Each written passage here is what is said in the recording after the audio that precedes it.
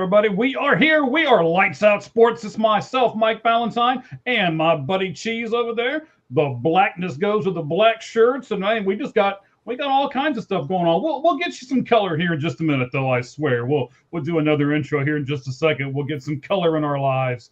So, buddy, it's only been like 24 hours or less since I've seen you last. We were doing so much stuff on this channel this week. How you been, man? I have been good. You realize after the watch along on Thursday, we'll have done 4 live shows in 5 days. Yes. Oh, trust me, my wife realizes that we have gone to 4 live shows in 5 days. Yeah, it's crazy. So anyone does not know, if you didn't watch last night, we are doing a watch along for the Cowboys Lions game, and we'll have a few guests as well for Thursday Night Football. That's right. We got a lot of stuff going on, man. Just an absolute ton. I got so much stuff around me that we're doing. We got more notes on here. We got 2 poll questions coming up, one for college, one for the NFL. We got a rant that I'm sure one of us is going to do on the Texas. No, don't. Yeah, you'd be pointing to yourself over there on the. Yeah, there you go. There you go. Point to that. I have something to say about Texas and Steve Sarkisian. I have something. Yeah, just a little. We'll get to that here in our college football wrap up here, and we'll do a whole bunch of other stuff before it's all said and done. But of course, we can't do a whole lot until we do the walk-up music. Are you ready? 20 seconds start now.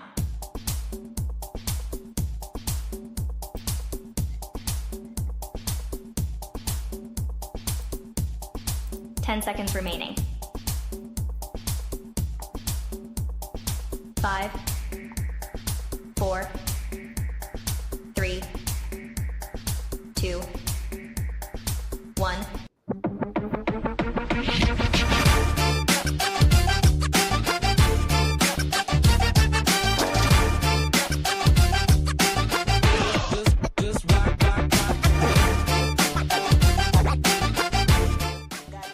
All right, like I said, we are just absolutely jam-packed today. It's another great episode of the Lights Out Sports Podcast with myself, Mike Valentine, and Cheese.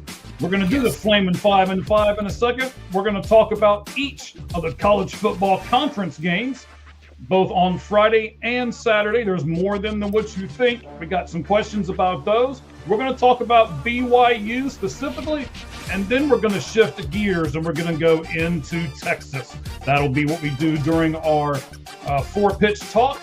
We're then going to talk about some signings in baseball. The Mets have done one. The Red Sox have done one. The Angels have done one, and the Orioles have done one since we've last talked. So we'll talk about all of those things. Then we're going to go into, of course, the NFL.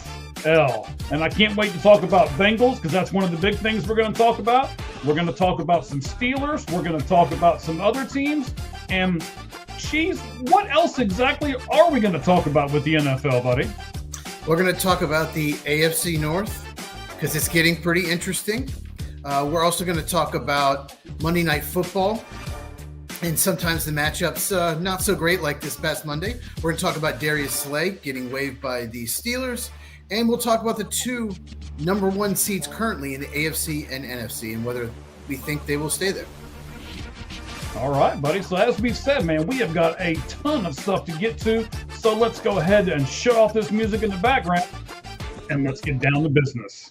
All right, man. So the first thing that we always do, for those of you who are new to everything, we will do the 5 Flamin' 5 in 5. Oh, there he is, getting himself all ready over there. Today, we're going to do 2 college football, 3 NFL. There won't be any baseball in this one. Okay. Baseball's got, they're pumping the brakes a little bit until the winter meetings this coming weekend. So then it'll be crazy. Then all of a sudden, there'll be rumors everywhere. I know, all over the place. We know it's coming. But this week is for college football. And NFL, mostly, we will still hit on the MLB stuff, but there won't be anything in the 5 Flamin' 5 and 5. Let's explain.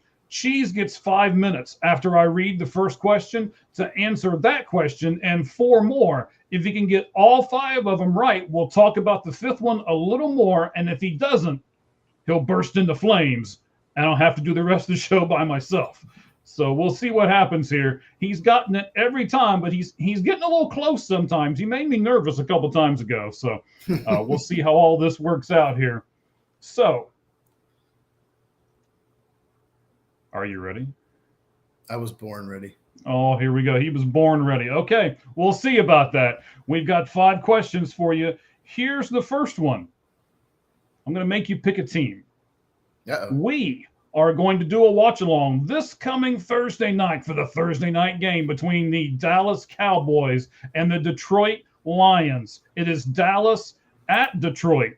Cheese, which team are you going to pick to win and why? Oh, man. Wait, that was the wrong one. If Amon-Ra St. Brown, see, I don't know if he's playing or not. This is not an easy question. If Amon-Ra is not playing, that could really hurt Detroit. It hurt him on Thanksgiving. Wow. And the Cowboys don't have a great secondary. I'm going to take Dallas. I'm going to take Dallas to go in Detroit and win. They're just playing better. Their defense has been much better since they got Quinnen Williams. It's harder to run on them now. And I don't think Amon-Ra is going to play. So Dallas wins a close one. Wow, our buddies over at Sons of Stars podcast are going to love you. They're on right after us, by the way. When you're done here, go over there. Sons of Star podcast. They're a Dallas Cowboy podcast. Great guys. They'll be with you for the rest of the evening. I'm going to give you some breaking news here that I'm not sure if you've heard yet or not, but we'll see. I'll be able to tell by your reaction. The Steelers have claimed the former wide receiver Adam Thielen off of waivers from Minnesota. What does his signing do for the Pittsburgh Steelers? Next to nothing. He used to be a really good receiver in the NFL because he was a great route runner, great separator. He just does not separate anymore. He's just probably should have retired a couple years ago. The Steelers need a receiver that can stretch the field. That's one of their biggest problems. DK Metcalf is the only one with speed down the field, and teams are just putting a safety over top of him. This signing really just does nothing. Just gives them another veteran, but I don't think it moves the needle at all. Wow. All right. So Pittsburgh, don't expect a whole lot from that. I thought maybe you'd say a little bit more positive about that, but that's okay. I don't want you to be positive toward the Steelers at all as a Bengals fan. So we're good. All right, man. The third question here, right at 3 minutes to go. Should BYU head coach, I know it's Kalani Sitake, I believe. Sitake? I'm guessing Sitake, but it could be Sitake. Okay. I don't know. Sure. However, it's I know who he is. Sitake. Yes. Should he stay at BYU? Yes, he should. He went there, right? Yeah. Yes, he did go there. He's an alum there. He's done a great job there. His job is safe. He could have a couple down years, and the job is safe. But at Penn State, you can make the Final Four of the playoff, and then the next year you get off to a bad start and you're fired. So Penn State, it's kind of like LSU. You have to win certain games and win amount of games every year or you're gone. So yeah, I think he should stay and build a legacy there. He's done a great job. All right, question number 4. Justin Herbert had hand surgery today. He is considered day-to-day, and he's questionable for the Monday night game versus Philadelphia. My question for you is, can the Chargers win without him Monday night versus Philadelphia? Well, depends what Eagles team shows up. The Eagles team that played Black Friday, anyone can beat them with any quarterback except the Minnesota Vikings quarterbacks. But probably not, because Eagles can't possibly play that bad. I tried Trey Lance. You cannot trust Trey Lance, the backup, at all. Not one of the better backups in the league. I would be shocked if he played just because Aaron Rodgers even missed a game, and he just doesn't miss games. Same thing, a non-throwing wrist. But without him, the way their offensive line injuries, no, I don't think they win without Herbert. Okay, and the last question. You're going to have a little bbit of time for this one, buddy. I'm impressed today. I don't know if you've heard this or not. This is breaking news, possibly. We put this out on our X account earlier. Ndamukong Suh is returning to Nebraska to be their defensive coordinator. Will he be able to go into kids' living rooms and get them to sign with Nebraska just by his name alone? I can't wait to hear this from the laughter that I got from you. Well, he's an undiagnosed sociopathic narcissist. So maybe he's good at manipulating people. So he might be great at that. The guy is a total psycho. He would stomp. He'll hurt anyone. When he was at Nebraska, leading up the draft, I heard rumors his teammates couldn't stand him because he's just, like I said, narcissistic, sociopathic. Like I said, undiagnosed. I'm not a doctor, but the dude's crazy. I think he is intelligent, and I think he probably could recruit well. So maybe he's good at that. I laughed at that because, like I said, he's probably one of my least favorite players, bottom 3 of all time. I absolutely despise him. I still do. So I hope he fails. All right, buddy. Wow. I got some surprising things today that I wasn't expecting. I thought Adam Thielen would be more than that. I wasn't expecting that from the Ndamukong Suh. Now, I will give you, he has a reputation of doing pretty much anything he has to do to win or to win that snap or, whatever it is, right? I know we've had the instances before where he's stomped on people and he's done all this other stuff. Mm-hmm. So I thought it was interesting. Trying to hurt people. He's perfect. Yeah, he is. Yes. Yeah, he is. The Packers had a center, Evan Dietrich Smith, who was lying on the ground. Instead of helping him up, he just stomps on him, just multiple times. I mean, he's done it to multiple people. He's a bad dude. Yeah, I never said he was a good guy. I just said that that he was going to be the new defensive coordinator. Let me flip through here and interesting who that was that. I retweeted it out. Let's see here. 24/7 Sport was the one that retweeted that out. So, I think that's a viable source. I'm pretty sure that is going to happen. Wasn't he, if I remember correctly, wasn't he something with Colorado there with Deion Sanders and stuff too? I had not heard his name in years since I think he played for the Buccaneers last, maybe. So I was not sure, but I guess Matt Rule needs to win. He gets a contract extension and collapses. But anyway, I hope Nebraska loses all their games next year. All right. Well, Nebraska fans, Ndamukong Suh fans, you've got some fire now. So click that comment up there and leave some stuff for us. Maybe we can put a few more holes in cheese over here. I don't know, man. We got some stuff going on now. All right. So we're going to jump into our college football because, man, we have got a lot to talk about on this one today. So without further ado, let me find the right music here, and then we will get into it. I don't know where, man. I'm getting too old for this. There it is. Here we go. I didn't burst into flames.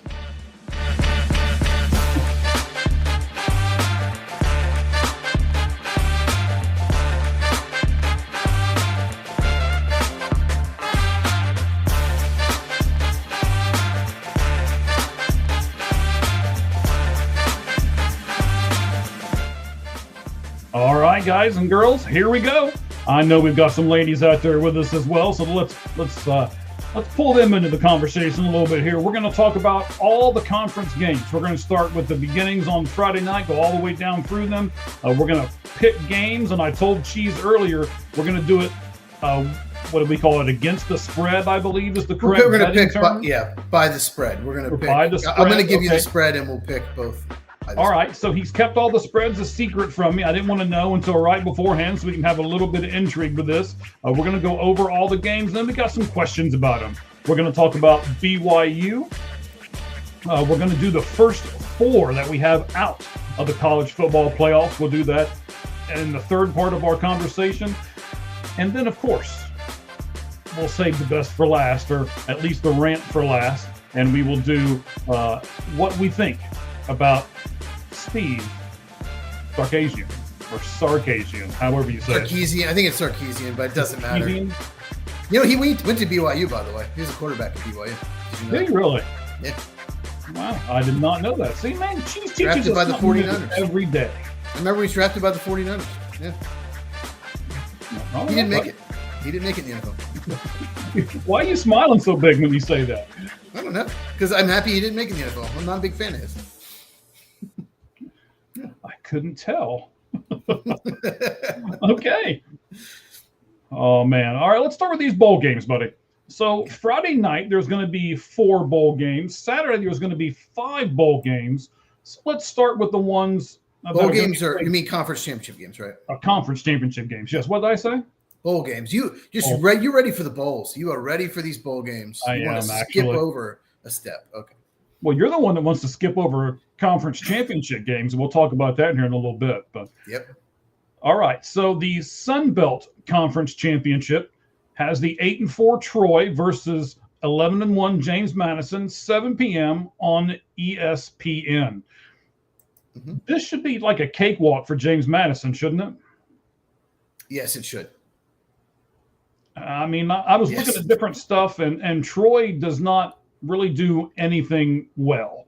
They do some things average, but they don't do anything well. And James Madison has a really good offense. Just like this, we talk about the ACC title game, they won a tiebreak to get that second seed. Right. There's one clear team in this conference, Sunbelt, JMU, and there's another. So, yeah, it's this should not be a close game at all. All right, so then let's move on to the Conference USA Championship. That is Kennesaw State. They're you want to pick them as we go? You want to pick them at the end? No, let's pick them we'll pick them after the Fridays, and then we'll pick them after the Saturdays. How about that? Sounds good.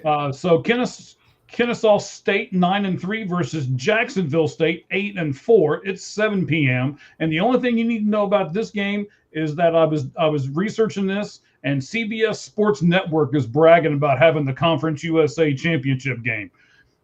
That should be all you need to know. Yep.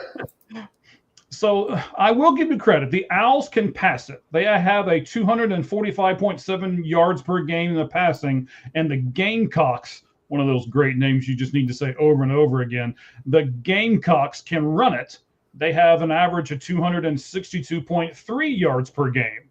So does either team have a defense? Probably not. Probably not. You're not even sure, are you? Not really. No, they both had games where they put up a lot of points and gave up a lot as well. So, yeah. All right. Let's just move right along. Okay. Mountain West Conference Championship. It's going to be at 8 p.m. on Fox. It'll be UNLV, who ended the season at 10-2, versus Boise State, who ended the season at 8-4. What do you say about this? I like my line here, so it's in the notes, but I'll let you go first. UNLV and Boise State for the Mountain West Conference Championship. Well, UNLV is just a team like we just talked about. They can score, but they can give up a lot as well. So, and Boise State, they had a weird season. They had a couple games where they just had trouble moving the ball, but other than that, they moved the ball no problem. Mm-hmm.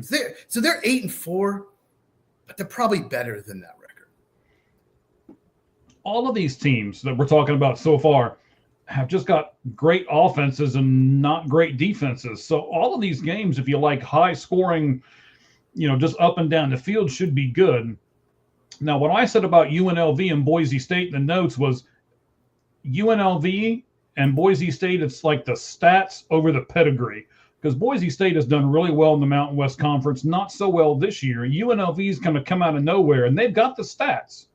So it's going to be which one do we think will win, and we'll pick that game here in just a moment. The last game that will be on Friday night is the American Conference Championship.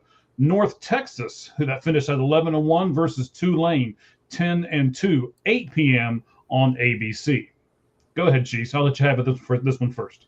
The over and under is 230 points. It should be if it's not.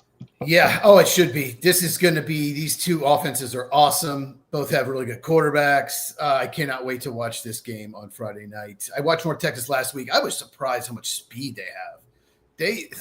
Against Temple, they just were fast on offense. And, I'm really looking forward to this one. And I think this is going to be interesting, too, because both of these coaches have been snatched up by other programs, yet they're still going to coach these teams. So that should put an extra dynamic in there, right? Yep, no doubt about it. Let me give you the last stat on this game, then we'll go back through and pick these four. North Texas has scored 50-plus points in 5 of their last 6 games.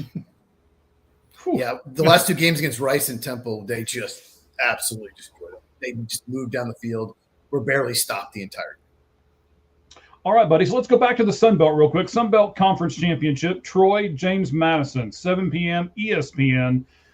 Who are you going to pick? And tell me the spread. Okay, so we both like James Madison to win, I think. Yes, we do.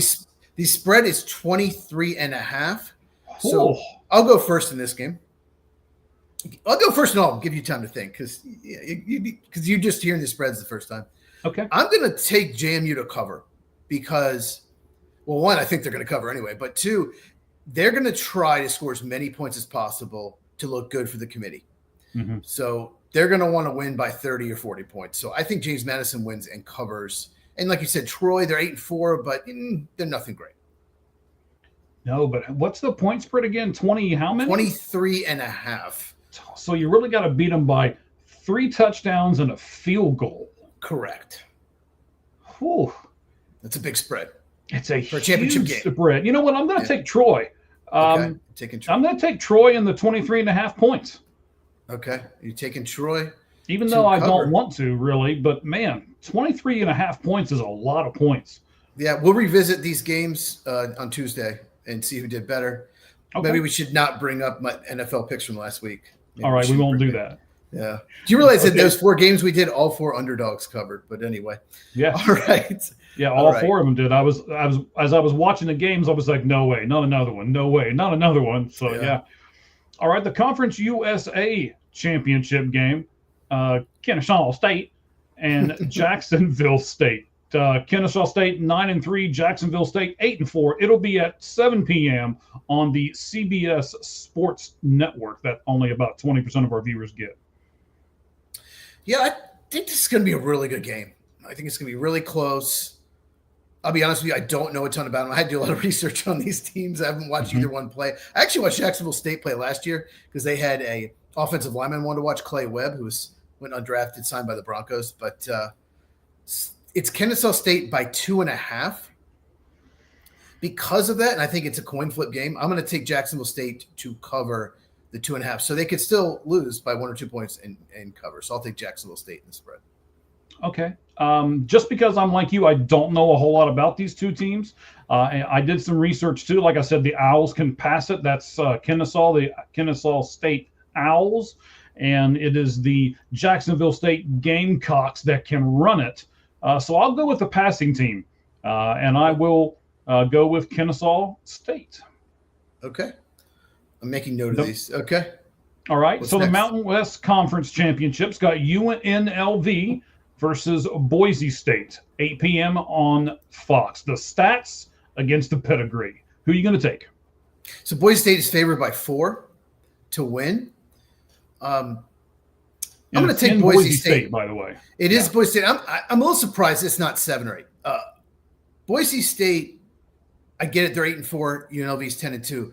But they played UNLV about 5-6 weeks ago, and they whooped them in Boise State. I just don't know that all that much has changed. So I'm going to take Boise State to win and cover fairly easily. Maybe win by 2 scores. What about it'll be on that bright blue field there. I believe it's called Albertsons Field. The grocery store has the naming rights to that field. So I'm going to take Boise State as well. I like the bright blue field. What do you think about the bright blue field they're going to play on? I think it's cool to watch. Mm-hmm. I always love watching that field. Yeah. Okay, we finally agree. Okay. Yeah, we agree on this. Boise State for That's both. That's rare for us. Okay. Yes, that means UNLV will win. Okay. Probably so. The American Conference Championship game has North Texas and Tulane, 8 p.m. ABC on that Friday. And as we said, North Texas has scored 50 in 5 of their last 6 games. What's the spread? I can't wait to hear this one. North Texas is favored by 2.5. That's it. That is it. Yeah, this one's a tough one. I'm trying to see. Maybe I should have done. Maybe I should have looked this up before the show. I want to see if they played each other. I don't think they did. I don't think they did play each other. No, they did, and that's unbelievable. They didn't play each other. They actually Navy tied the 3-way tie for 7-1. Navy lost the tiebreak. So they did not play each other. So this makes it tougher. So North Texas by 2.5. I think you know where I'm going with this because we did our 12 team yesterday. So I'm going to take North Texas to win in a big time shootout. To cover the 2.5 and win in a close one, maybe by like a touchdown. All right, just to be different because I do like Tulane. I like their coach a lot. We talked about him in the show that we did yesterday as well. If you haven't got a chance to see that one, go to our YouTube page, which is All Gloves Off Sports Media. You can go to our X page as well. Now, we retweet a lot of stuff, so you're going to have to go down through our feed to get it. Actually, not right the moment you're not. It's going to be pinned to the top until this show is over. So, as we're saying goodbye, either go to that one or go over to Sons of Star podcast and keep listening to some sports stuff while you're going to bed. You probably want to listen to us because we'll bore you to death and you'll go to sleep faster. But anyway, go over and do that. Maybe not. Listen, maybe it's not that boring.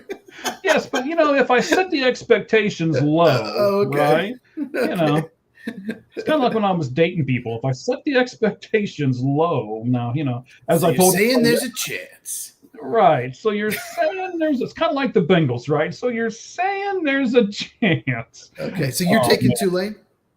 I will pick Tulane. Yes, we need to get off this subject, don't we? Yes. Okay, well, real quick, if you remember preseason, we did our predictions.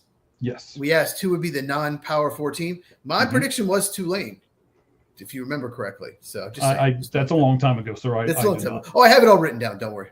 Okay. Now let's talk Saturday games. All right, buddy. Let's do that. Saturday games. The first one will be the Big 12 championship. It'll be number 11 BYU. That finished 11-1 versus number 5 Texas Tech. That also finished 11-1. Noon on ABC in AT&T Stadium. I will say that Texas Tech allowed just 16 total combined points in their final 3 games, and one of those 3 games was against BYU. Go ahead and talk about BYU Texas Tech for a minute, sir. So BYU has 1 loss. And the only loss was to Texas Tech. It was at Texas Tech. It was on the road, but they really struggled to move the ball. And other than that, BYU has done really well in a not so easy Big 12 this year. It's much tougher to me than it was last year. The one thing that can hurt BYU is Texas Tech can drive to the stadium. Lubbock, Dallas can't be too far. 3 or 4 hours is my guess. I don't know. Yeah. And BYU is much further. So Texas Tech probably will send more fans, but Texas Tech defense is just so good. And we'll talk about Texas Tech defender in a little bit here. But yeah, I think we'll talk about in a second, the spread. We'll get to that. Right. But I think it's fair though for us to mention BYU. It's not like BYU is the only team that's not been able to score against Texas Tech. I mean, Texas Tech has one of the best defenses in college football. Them, Oklahoma, there's a couple other teams, but they've got a really good defense, especially their ends. And I think the draft guru will tell us that I think both of those ends will be playing on Sundays in the near future, right? Oh, absolutely. Yeah. I think that David Bailey, that's his name. It was escaping me. He's definitely a top 20 pick. He could be a top 10 pick by the time the draft season goes around. He's just been playing so well. If he works out well, if he has an elite workout, he will be a top 10 pick for Texas. All right. So we'll pick the winner of this game in a moment. But first, let's move on to the conference championship. I forgot to put down who this is. This is the MAC, right? I believe. Yes, the MAC. Oh, they still have a MAC? Okay. I think so. I don't know. I have no notes on this game whatsoever. We're about to just breeze right through this one. But I said I'd mention them all, so I don't want to renege on that either. So it's Miami of Ohio versus Western Michigan. It'll be noon on ESPN, and they're actually playing in Ford Field, so where the Detroit Lions play. So that'll be interesting as you play, the Thursday night game on obviously Thursday, and then you play the Saturday night game for college 2 days later. So kind of interesting there. Yeah, I'll be surprised if it sells out. Nothing against the MAC, but I'd be surprised if it sells out. Well, I thought it was interesting, and I wondered as I was doing the little bit of research on this game that I did, to be very honest with everyone, I wonder if it was done on purpose to play the Thursday night game at Ford Field, knowing they were going to play this game there on Saturday. I wonder. I don't know. Well, I don't know that. I think they played this game in Ford Field because of that, because it's not the day before. But because the Lions always play on Thanksgiving, and the Cowboys always play on Thanksgiving, so it makes sense to play them the next week So they both have the same amount of rest the next Thursday. So I think they would have scheduled a different city, maybe Indianapolis, maybe just somewhere else if they had been playing Thursday night. And again, Cheese and I will be doing a watch along for that. That is like less than 48 hours from now. Boy, correct. We'll be turning this around. So what time will that start, Cheese? It starts. It's either 8:15 or 8:20 Eastern time Thursday night. I can't remember which one's 8:15, what's 8:20 Sunday night or Thursday, but we'll probably around 8 Eastern, 6 your time, by the way. I'll help you out there. Thanks. We'll join about 15, 20 minutes before the game starts just to preview it a little bit. Make sure you check it out. And all you have to do is just put us on and, mute the TV, and we'll do the watch along, and we'll talk about the Lions and Cowboys. Absolutely. We'll talk about some more stuff too, as well. Have commercial breaks to be talking about stuff, and then we'll have halftime, and hopefully we'll have a couple of guests on with us and everything. So all of that will be a great time. It'll be this Thursday, roughly 6 p.m. my time. That's all I care about, and then you can tell everybody else when they can view and tune in to us, depending on where they live. Yeah, we'll go live about 8 Eastern, 5 Pacific. Okay, fantastic. Okay. All right, let's go to the SEC conference game. Number 4 Georgia that finished at 11-1 versus number 10 Alabama that finished at 10-2. It'll be 4 p.m. on ABC, Mercedes-Benz Stadium. So I'll let you go first on this one, sir. Number 4 Georgia versus number 10 Alabama for the SEC Conference Championship. Yeah, Texas A&M, all they do is beat Texas, and they lost. So that changed the game. We get a rematch, and I'm excited. Almost every single one of these games is fun. Georgia and Alabama played some epic games over the last 5-6 years. So I am as much as I like watching Marcel replay, I like this rivalry. Like if it's Georgia A&M or Georgia or A&M Alabama, just don't have the rivalry. So I'm pretty stoked about this game. I don't honestly, I have no idea what I'm picking right now. I got to figure that out. I have about 5 minutes. Okay, sounds good. So Rama will be there, so we'll have at least one person watching us during the watch along on Thursday, so we can count her in. She says she went to North Texas, by the way. You know a lot of stuff about her. I do. Okay, excellent. All right, buddy. So I'm going to talk about the SEC game here for just a second. I think this game will come down to Alabama's quarterback Ty Simpson. If he can limit the mistakes, because the games that they have lost, he has kind of made some mistakes in. He can limit those mistakes and can score even half the time. I think Alabama has a good shot at beating Georgia. What do you think about it all kind of falling on Ty Simpson's shoulders? Yeah, when he's running for his life, he's not so good. There's no doubt about it. I remember watching that Florida game in week 1. He was just getting hit all the time. Yeah, if you give him time, clean pocket, he'll sit there and he'll be accurate. He'll put it right in your hands. And, that's the key. So, it's a rematch of a game earlier this year, a really close game. So, I'm looking forward to it. Absolutely. All right, let's move on to the ACC Conference Championship game. It's number 18, Virginia, who finished 10-2. And then they're going to be up against Duke. That's right. That's not a misspeak by me. It's Duke, 7-5. Basketball team? No, not their basketball team, although there's probably some people Christian on the Laettner? basketball team that'll be out there. Christian Laettner. Okay. 8 p.m. ABC from Bank of America Stadium. So 18 Virginia versus Duke. Talk to me about Virginia versus Duke, buddy. So they played 3 weeks ago, I think. Yeah. Just maybe a short time ago. Yeah. I'll just tell you about Virginia real quick. They were they got a big win against Florida State. They got to a great start this year. And then they kind of went to a little funk. They still found a way to barely beat Washington State, barely beat Cal, barely beat North Carolina. They found a way to win those games, beat Louisville on 2 defensive touchdowns. They found a way to win. And then when they lost to Wake Forest at home, it hit something in them triggered. And they've been outstanding ever since. They pretty much dominated Duke and Virginia Tech the last couple games. Absolutely dominated them. And they just had a bye before Virginia Tech, so they're pretty rested. They're pretty much healthy except Cam Robinson. Their starter linebackers out for you. That hurts. But Virginia's playing real well. And Duke kind of backed into it. I think I thought I had it pulled up. But, yeah, Duke is one of 5 teams that went 6-2. Virginia went 7-1 in the conference, right? And somehow they won the tiebreak. And I think, and you could disagree with one. Of those 5 teams, I think they're the worst one, but they win the tiebreak. The other teams are SMU, Pitt, Georgia Tech, and Miami. Those are the other 4 teams. But Duke somehow slipped in with the tiebreak. I tried to look it up. I didn't even want to. It was too confusing. So yeah. The tiebreak thing was like 8 paragraphs long, and I was like, oh, yeah.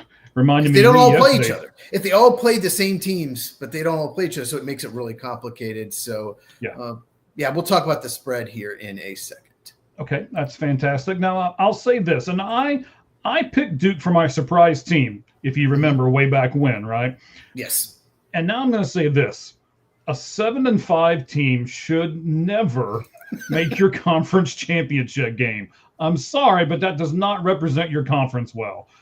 Duke is a good story, but it's midnight, and they're about to turn back into a pumpkin. So, we'll look at that here in just a moment. Let's look at the last game, the Big Ten Conference Championship. Number 1, Ohio State, 12-0, and number 2, Indiana, 12-0 on Fox from Indianapolis in Lucas Oil Stadium. Ohio State. I want to give you this stat here before I let you talk for just a second, buddy. So Ohio State is number 1 in points allowed. Most people, I think, know this, 7.8 points per game. But what you might not know is Indiana is number 2 with 10.9 points per game. So I personally predict a low-scoring game with a team that wins the turnover battle is probably going to win this game. I know that's like, oh, really breaking news, Valentine. Well, but if it's a low-scoring game like that, I think one turnover or one big play could really turn the game into someone's favor. So talk to me, Cheese. What do you think about this Big Ten matchup? Well, Matt can't play in Indianapolis if the Big Ten is. I just realized that. No, this is – I don't want a 13-10 game. I get it. It could be low scoring, but I want to see some offense because I really like both quarterbacks. Mm-hmm. I like the receiving cores. I really like these offenses. So I'm hoping they go off. I'm hoping the defenses struggle a little bit, but yeah, this is going to be a fun one. Just how many times you see 1 versus 2 play each other anyway, let alone for the number 1 seed for the Big Ten conference. Neither one of these teams got to play in this, despite being in the playoff last year. Both these teams were. Neither one got to play in this game. It was Oregon, Penn State, if people don't remember that. So, yeah, just really looking forward to it. Luckily, I have 2 TVs, so I can put the ACC game on the second TV. Well, I mean, but this is not just number 1 and number 2. I really want to talk about this game for a second. This is probably number 1, number 2 in the Heisman candidacy, or at least number 1 and number 3. Love might be in between there somewhere, right? This is 2 of the Heisman candidates. Good point. Yeah. Mm-hmm. This is number 1 and number 2 ranked defense in college football. So, I mean, there's a lot of it's not just the team that finished number 1 and the team that finished number 2. There's some underlying factors here that are also both number 1 and number 2. I think that'll make a really, really interesting dynamic in this game. I'm really thinking about not working overtime on Saturday so I can come home and watch this game live. So Fernando Mendoza for Indiana's quarterback, if anyone not knowing, he is the favorite right now for the Heisman, and Julian Sayin is probably 2 or 3, the quarterback for Ohio State. Yeah, so I mean, you give Sayin this game, he goes off.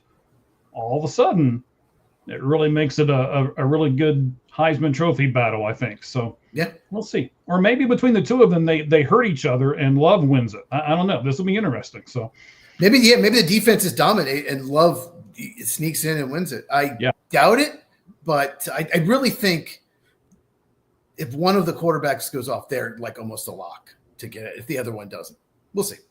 See what happens. There are now. Let me ask you this, because I don't know, and I'm sorry I'm putting you on the spot. You might not know either, but I'm going to admit the fact that I don't know. Is the Heisman Trophy a regular season award, and they don't do the college football playoff games counted in that Heisman? Do you know? College football playoff it does not count, but conference championship games do, unless you go ahead and vote. Some guys vote with like a week or 2 left in the season, which is absolutely ridiculous. I can't remember what year it was, but it's been more than 5 years. And a bunch of members admitted, I've already voted. And so many things can change. So the wrong person might win. Someone could just collapse. It's like the Ty Detmer won it and then had his worst game of the year. Yeah, that's – I don't know if you know that story. He had a horrible – he won that, but they had scheduled a game that night. he wins it and then plays like Hawaii for BYU and just was awful in that game. So, but no, the college playoff, the vote's already done by the time the college football playoff happens. Okay. Thank you for that. Because I honestly, I did not know. I'm glad you did, Yeah. Especially when I put you on the spot and I didn't put that in the notes. So, yeah, good deal. I should have known you would have enough knowledge that you would be able to pull that one out, buddy. All right, so I'll tell you. I'll tell you. Yeah, both of us are in the same boat. We're just honest, right? If it's to a fault, it's to a fault, but I'm still going to be honest, right?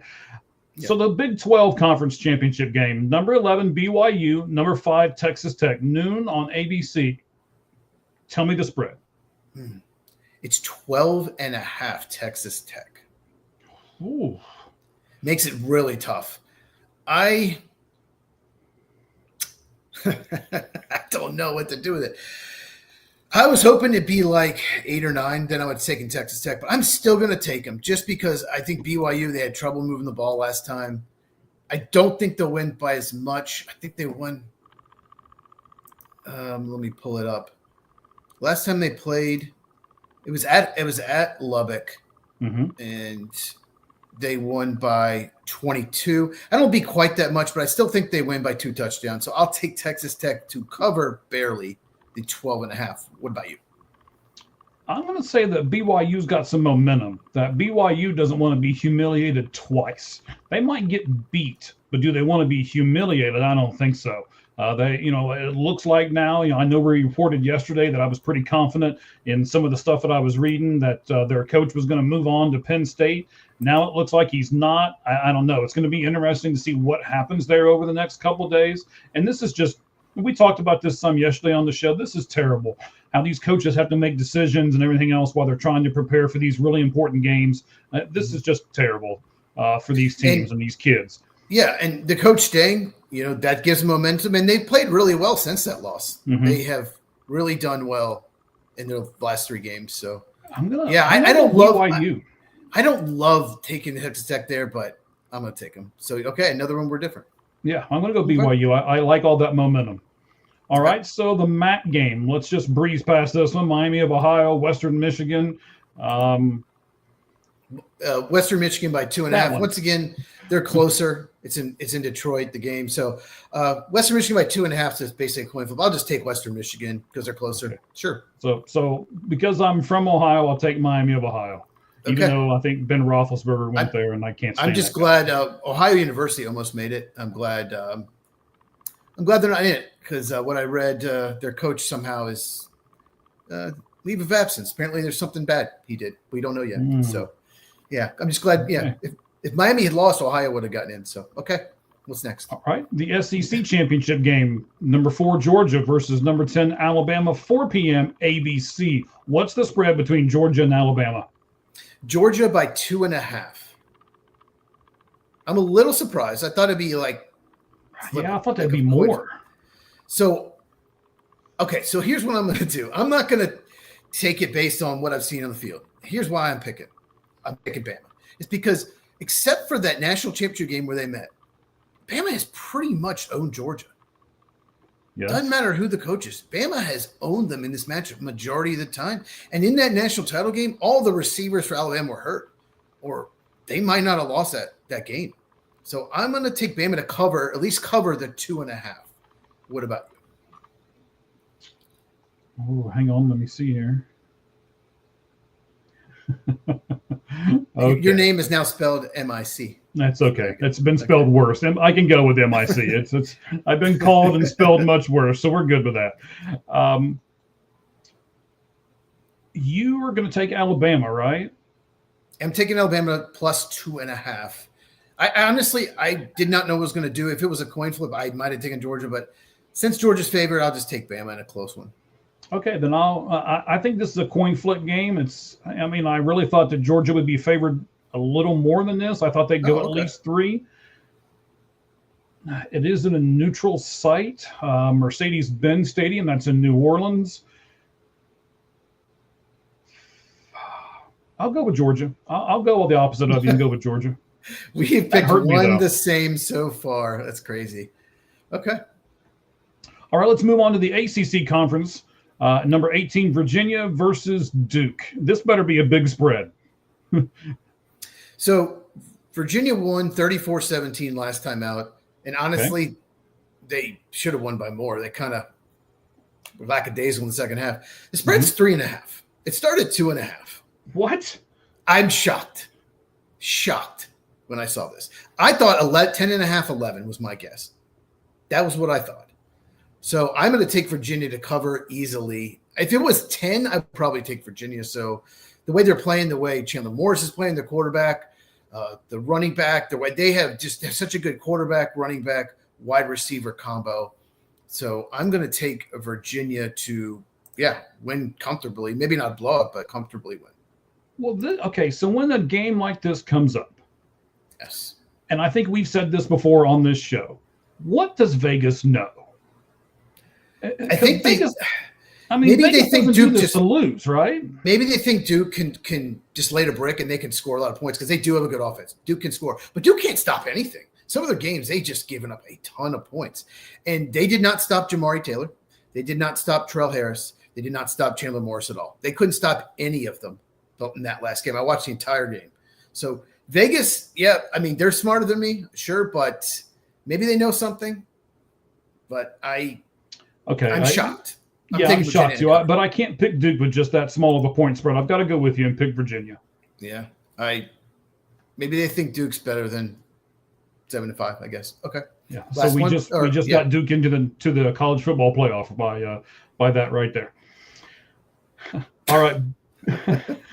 Watch it'll happen. Watch it. Watch Duke. Watch Duke have some kind of a reaction to it. I mean, oh my gosh. Watch Duke be like the 12 seed and knock off the 5 seed Ole Miss because Lane Kiffin left. They don't show up and Duke makes the round of 8. And if it does, we're going to start a new podcast called Conspiracy Theory Football. Speaking of conspiracy theories, make sure you check out my channel at Football with Cheese. I kind of went over conspiracy theory on my video today. Yes, you did. At Football with Cheese, CHEZ. I did back-to-back Vikings videos because I couldn't get it all in the first one. And also tomorrow, I'm going to do an Indianapolis Colts video I've been thinking of for 2 weeks. And they haven't been playing as well, so it's a perfect time to do one. So make sure you follow me and hit the bell. All right. Sounds good, buddy. Ohio State is the next one. Big Ten Conference Championship, of course, Ohio State, Indiana, both teams at 12-0. It's going to be on Fox, Lucas Oil Stadium. It will be 8 p.m. That night. Tell me the point spread here. Let's go with that first. So I was a little surprised about this one, too. Ohio State by 4.5. So I'm still going to take Ohio State. Okay, well, while you're thinking about it, all right, you go first. No, I just said I'm still going to take Ohio State. I can't go against my guys. This could be a close game. It should be a close game. But I think it will be a close game. Here's what I think, though. I just think Ohio State's wide receivers are going to give Indiana trouble. I think they're going to hit a big play or two with Carnell Tate or Jeremiah Smith or Innis. What's his first name? I don't know. Or Max Clare, the tight end. You can't cover everyone all the time. So I think Ohio State and Bo Jackson's come on the running back. I think they just hit a big play late and win by 7 to 10 points. So I got Ohio State winning and be the number 1 seed in covering. So we both take Ohio State there. Okay. All righty. All right. Excellent. We got a few more people who are now voting on our poll question over here. The lights out poll question for college football. How many Ole Miss players are going to transfer with Lane Kiffin to LSU football? Your choices are 1 to 3, 4 to 6, 7 or 8, or 9 or more. I think will be a little interesting as to what our fans are saying here. I'm staring at it right now. It's got over 25 votes, so should be interesting. We'll go over these questions, and then we'll do that here in just a second. So when we look at all of these conference championship games, Cheese, who's going to be the non-Power 5 conference team that goes to the playoffs? I think it should be North Texas. I think it's between James Madison and the winner of North Texas Tulane. But I think if North Texas beats Tulane, it's just much better than beating Troy. Or Tulane beats North Texas, they should go. So I'll say North Texas. You? I think so too. I really like, and I think they're the only team that has a shot at beating any of the other teams because of their offensive prowess. I mean, we've talked about it, 50 points in 5 of their last 6 games. At least I feel as though they have a shot.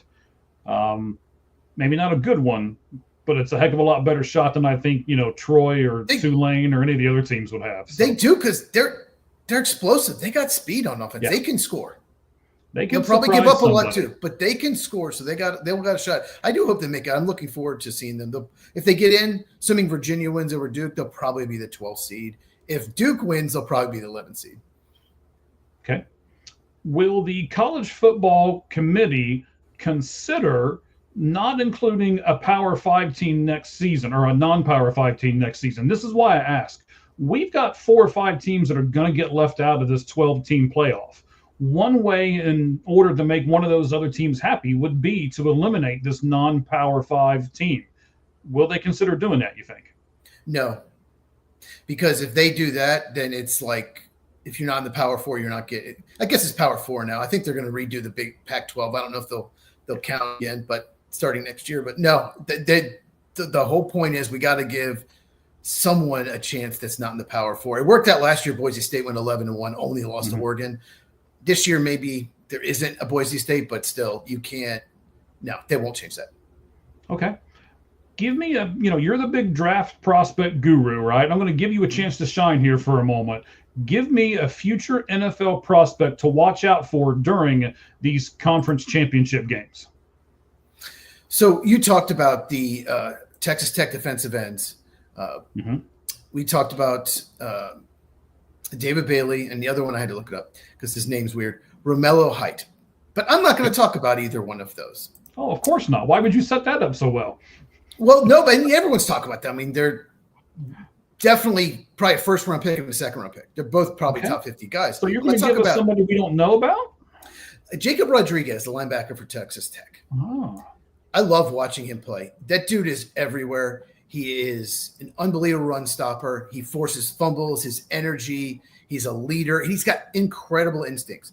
He's probably not going to be drafted in the first 2 rounds, but he's one of those guys because of the effort, because of the leadership, because of the instincts, because you can tell he loves football. He's going to be a starter in the NFL. He just is. So he'll probably go in rounds 3 or 4, and he should go in round 2. So, yeah, watch out for Jacob Rodriguez. I believe he's number 10 for Texas Tech in that game against BYU. Okay.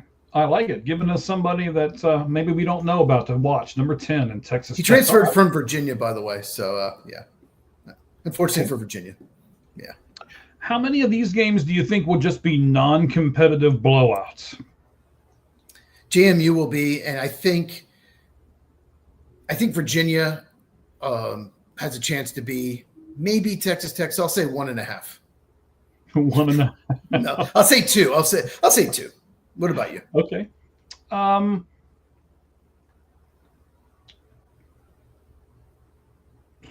worried about Duke. I'm actually worried about Boise State a little bit against UNLV because they really can put it to you. So I'm worried about that game as well. That's true. You're right. They blew them out earlier this year. That's true.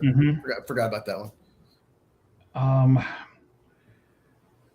The only other team that I'm a little worried about would be BYU, but I think the momentum that they're gaining with what's going on outside of their, of the walls and stuff there of their locker room and stuff, that they're able to take that momentum and channel it in the right way. I think they'll make it to where that's a competitive game. So I'm going to go with you and say 2. Okay. You want to get rid of conference championship games. You've said it on this show multiple times. So yes. I kind of set you up with the last question. Only 2 of these games we're thinking are going to be non-competitive blowouts. So if the majority of these games are competitive and they help decide the college football playoff rankings, how can you want to get rid of conference championship games? Because it proved last year they didn't knock you out of the college playoff if you lost the game. So every game in the regular season matters, but in college playoff, it matters for seeding, but it doesn't matter if you lose the game. You're still getting it. And that's what annoys me. It's like, okay, what you don't want to happen, this happened when there was 4 teams, is you play in the game, lose, and then a team in your conference that you beat that year gets in because that was your second loss. They only have 1 loss. You don't want that to happen. But at the same time, we're getting to a point where, like, Ole Miss, Oregon might be happy. They get a bye week. They don't have to play. They get no injuries. You know, they might actually be happy because they both only have 1 loss. They're both going to be like a top 6 seed. So it's almost better not to play in it. Yeah, North Texas, Tulane need to play in it, need to decide that. I'd almost rather there was a Final Four. You add an extra week and do the top 4 teams in the conference. You do 1 versus 4, 2 versus 3, and then play again. I'd rather do that than just have 2 teams. Because look what happened in the ACC. 7 and 5 Duke teams in because of some crazy tiebreak, right? What was the other conference that had the crazy tiebreak? Troy getting in. Troy. Yeah, Troy. Like, Duke and Troy should not be in these games. They're not good. They shouldn't. They shouldn't. So I get what you're saying. I just don't love – the conference championship game used to mean everything. When it was 2 teams, it meant so much. But now, especially with not everyone playing each other, some playing easier schedule than others, I just don't love the championship game anymore. It's not the same as it used to be. I kind of like the Final Four aspect you're bringing up, though. Because then Miami can't complain. Okay, Miami, you're in. They're a Final Four team, you know? Right. And then we get to see – we also get to see Oregon in it. We get to see Ole Miss and Texas A&M would also be in it. It'd be Ole Miss. So it would be probably Georgia versus Texas A&M, Ole Miss versus Alabama, and then the winners play. And in the Big Ten – would you add an extra week, or would you do like Thursday, Saturday, Friday, Sunday? You'd have to add an extra week or start a week earlier. Or just actually, you don't need an extra week. Stop doing 3 weeks in between the end of the regular season and the college football playoff. You don't need that long. So, yeah, that's true. Yeah, you don't need to. I'm trying to look at the Big Ten, but of course, I want to see who would play. It would be so Washington, right? USC would play USC, Ohio State, and Indiana would play Oregon again. Sorry, buddy. I know if he's listening, there's a guy at work that's going to want to punch me tomorrow for forgetting USC and saying Washington. Well, USC beat Michigan. I'm sorry, Alvarez. I'm sorry, buddy. Yeah, USC and Michigan tied for 4th, but USC beat them, so they would get it. So okay, interesting. All right, so let's do our first poll question here. It is this: how many Ole Miss football players are going to transfer with Lane Kiffin when he goes to LSU? Which, it's already done, it's already sealed, it's already delivered. Your choices were 1 to 3, 4 to 6, 7 to 8, and 9 or more. So we got 16% of our voters said 7 or 8. 24%, again, these are all really close. 24% of our people said 1 to 3. 28% said 9 or more, but most of them, I believe this is what you said yesterday on the show, 4 to 6. So 32% of our voters go with 4 to 6. Isn't 4 to 6 what you said yesterday, sir? I actually voted. I was between C and D. I actually voted for D. So you were going for a whole bunch. I really think, I was between. I think he's going to get a lot. By the way, before we say the poll results, 1 player, 3 people have already decommitted that I know from Ole Miss, and 1's already switched to LSU, the tight end, number 8 tight end overall, according to ESPN's rankings. He's already switched to LSU, who could really use a tight end. So he's 6'6", 240 or something like that. So It begins. All right, and then let me preview our other poll question. We'll be doing it later on today. You can go over to All Gloves Off SM on our X account. I believe that Cheese has retweeted it over on his X account as well. What's your X, buddy? It is Football Cheese. So basically, my channel is Football with Cheese. It's just Football Cheese because, an X, you can't have that long a handle. So Football, CHEEZ, and follow me on X. All right, great. So here's the question. Do you think the Patriots and the Bears are the 2 best teams in football as their record currently indicates? So you can say no, neither. You can say yes, the Bears, but no to the Patriots. You can say yes to the Patriots, but no for the Bears, or you can say yes for both. So those are your 4 answers that you can do on that particular poll question. That'll be the NFL one that we'll do here in just a moment. So it looks like Kalani Sitake, however you want to say it, sure, is staying at BYU. So let me give you a little bit on him first, and then we'll ask 3 questions, and we'll move on to our college football teams that we've got going out, the first 4 out of the college playoff here. So he's a former BYU. This is Kalani from BYU. He's a former BYU fullback, as you've already stated in the show. He was a member of the Church of Jesus Christ of Latter-day Saints. He came back to his alma mater after 2 seasons at Oregon State as their defensive coordinator in 14 and 15.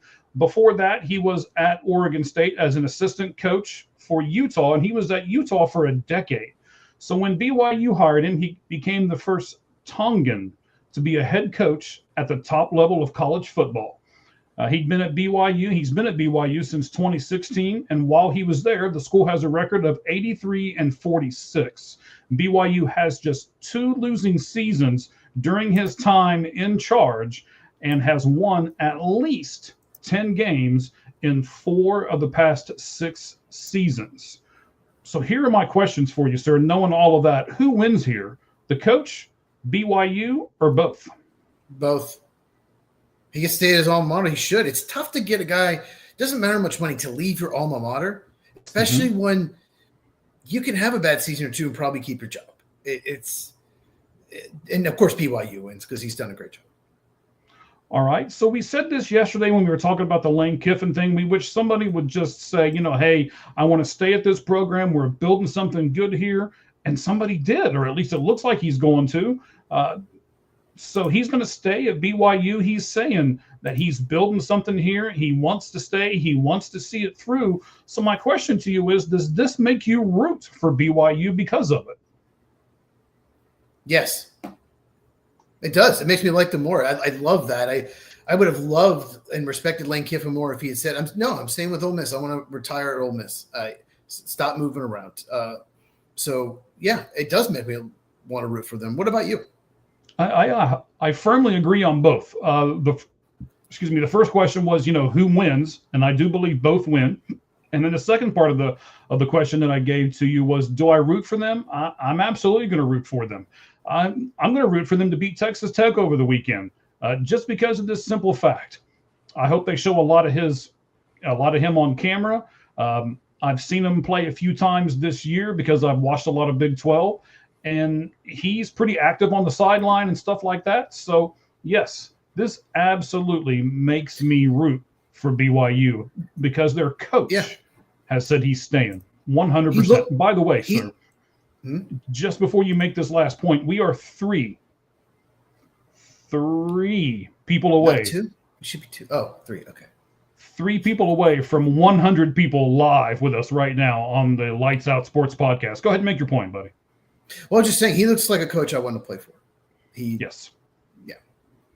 All right. And then the last thing here on this BYU deal, this actually goes to the other side of it for a second because he's now not going to go to Penn State.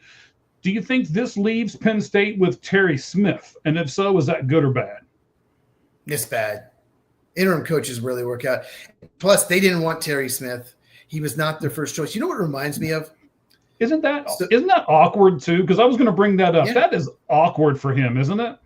It is awkward. And here's the thing. Like, it reminds me of Tennessee. So they hired Derek Dooley after Lane Kiffin. It was bad. And Derek Dooley had a really bad year. And they fired him. And then they just decided they were going to get one of the top coaches out there. And no one wanted the job because it was a mess. He left them in a bad situation. They weren't a very talented team. And they thought they were going to get Charlie Strong from Louisville. He goes to Texas. And everyone they were interested wasn't interested. So basically, they just got stuck with Butch Jones. Butch Jones, the Cincinnati coach at the time, they didn't want him. He was like the 9th or 10th choice. And he's like, I want the job. They're like, all right, we got to get someone. And, he had a couple decent years. Maybe they won 8 or 9 games, but he was not the guy. And he wasn't very good either. And that's what reminds me of Penn State can't. All the people they're interested in, they don't want the job. They're stuck. Just look, you wanted to fire him because they had one bad year, James Franklin. That's fine, but you better get someone better. And I don't think they're going to. Yeah. So just firing a coach is not. Yeah, just firing your coach is never like when people want to fire Mike Tomlin at Pittsburgh, okay, who are you going to get? It's better. Who are you going to get that's going to have his record, his success? Good luck with that, especially because they don't really have a franchise quarterback right now. So, Penn State's they might be stuck, and they might be down to their 9th or 10th choice, just like Tennessee was with Butch Jones about a decade ago. Yeah, that could be really bad for them. So I thought that was the interesting kind of not really forefront story to it, but like, the backing part of it was, wow. Now they're down to, and, I said it a couple of weeks ago. I love the fact that Penn State's cheering for him and things like that in the locker rooms. And as he's going, off the field and all of that, again, it's a good story. It's like Duke, right? It's a good story, but eventually this good story is going to come to a screeching halt. So I wonder if they might just wait and see if someone in the NFL gets fired and try to hire that, just a name. I don't know. We'll see. Which Kelly's out there. I mean, they could, Honestly, like, I don't like him, but I mean, can you do worse? He's got to be like an option, right? No? Yeah. I mean, who else are you going to get? Who else are you going to get? Hey, Matt Patricia. Go get Matt Patricia. Stop that. They got to get some. I just don't know. I can see that, though. I've not heard that rumor that he's a candidate. I haven't either. It seems like the thing is, I don't hear anybody's name attached to Penn State right now. It's once again. I mean, they went 5-6 games, so they're not they're really. 6-6, so they're bowl eligible. They're going to go to a game. Not in a great spot, and we've talked about this. You better win. You better be a top 10 team every year. We're Penn State. We're Penn State. We win. That's their attitude. Marvin Lewis. That's who it's going to be. Marvin Lewis. No, but not Charlie Strong. Not Charlie Strong. Why Former not? Texas Louisville coach. He's like in his 60s. He's the defensive line coach of the Buccaneers, but I'm sure he'd take it. Sure he would. Why not? Sure he would. It is a top 20. I'm not going to go top 10. It's a top 20 spot in college football, isn't it? If you ask a Penn State fan, it's top 3. But Lane Kiffin says LSU's number 1. Well, Lane Kiffin says it's the best job in college football is LSU. So do we trust Lane? He's Lane? Delirious too. All that money's been smacking him in the face. No, it's top 20, but it's one of those things. Do you really want to coach him like Sataki? Do you really want to go with those unreal expectations every year? Just like we talk about LSU. You have to win 10 games. You have to be in the Big Ten title game. You have to be in the playoff every year. That's what Penn State thinks. That's what LSU thinks. With the SEC, do you really want that job? I don't think you do.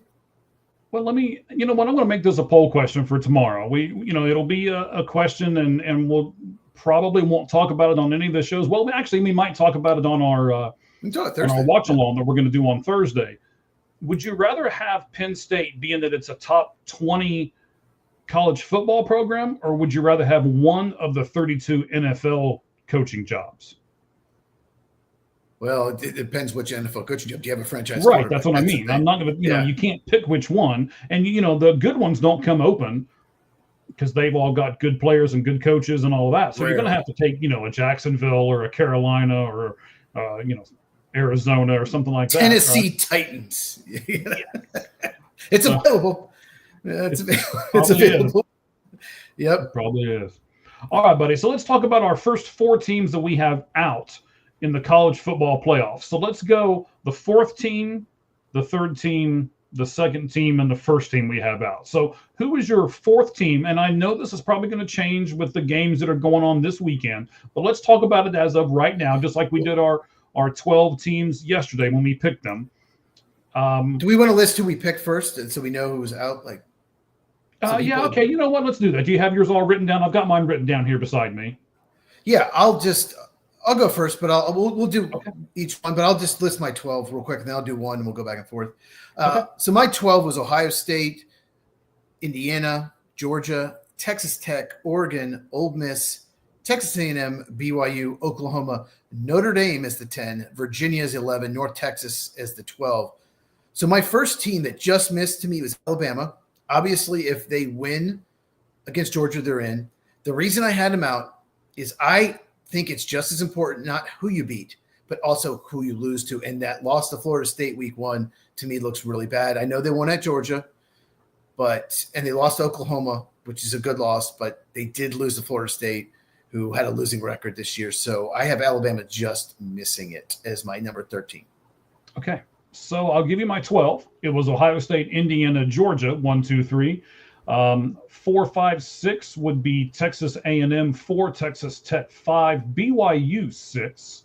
Then I went with Oregon at 7, Ole Miss at 8, Oklahoma then comes in at 9.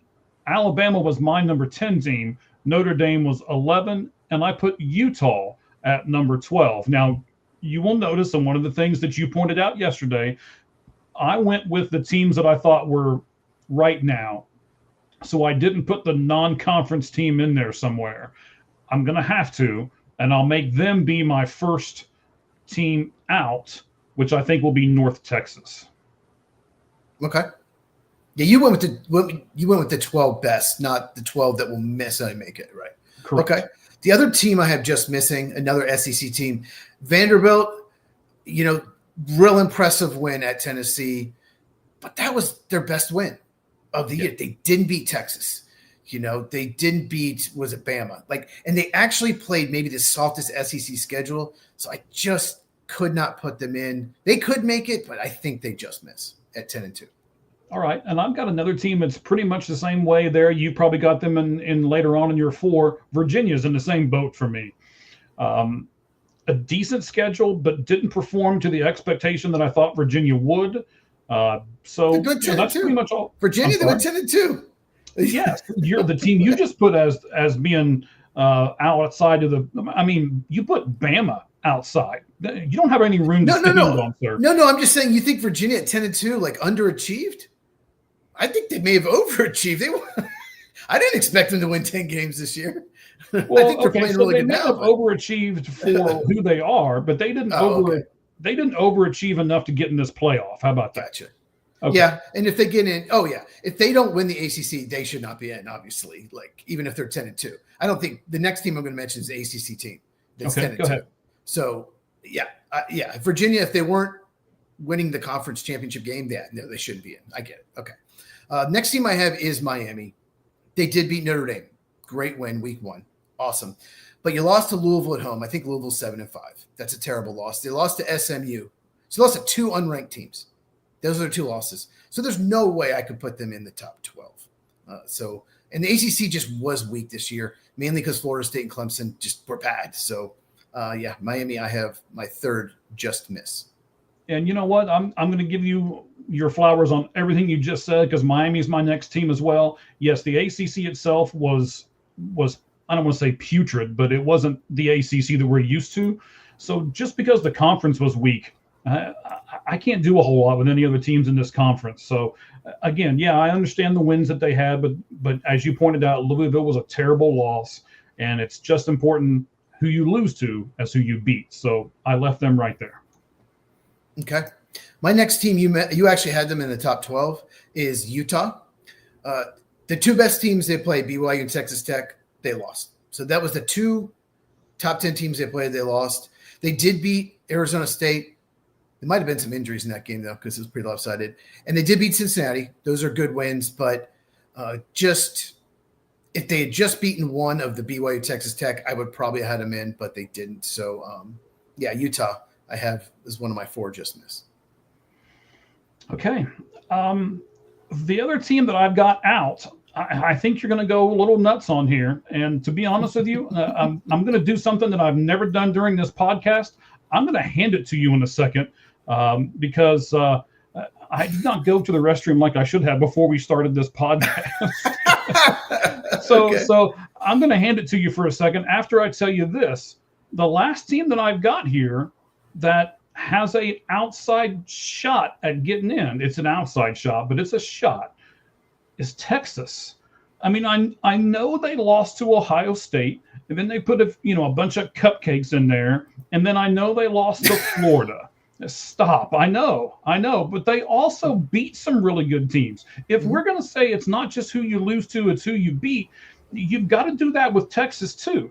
I mean, they beat Oklahoma. and they beat Oklahoma handedly, 23-6. They did. They beat Mississippi State, a team that I know ended up going 5-7, but I think both of us think that Mississippi State was better than their 5-7 record. In overtime. Yes, in overtime. They beat Vanderbilt. They beat, Georgia beat them. And then easily beat them, but you're kind of expected to lose to Georgia. You are. Except Alabama. Texas was ranked really high in the beginning, and I'll talk about that here in a second after I let you have the floor for your Texas Steve Sarkisian thing here.